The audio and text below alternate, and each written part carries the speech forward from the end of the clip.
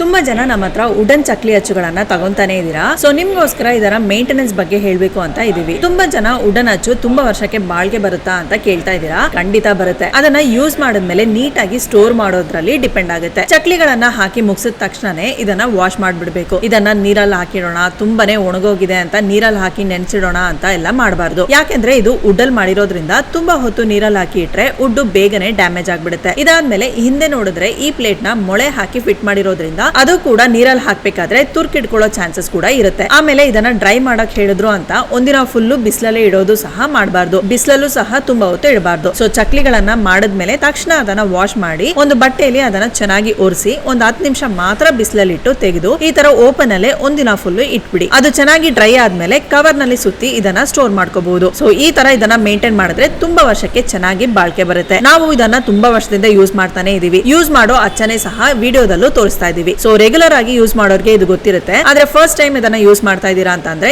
ಈ ತರ ಫಾಲೋ ಮಾಡಿದ್ರೆ ವುಡನ್ ಅಚ್ಚುಗಳು ಚೆನ್ನಾಗಿ ಬಾಳ್ಕೆ ಬರುತ್ತೆ. ಸೊ ಖಂಡಿತ ನೀವು ಕೂಡ ಇದನ್ನ ಉಪಯೋಗಿಸಿ ನೋಡಿ.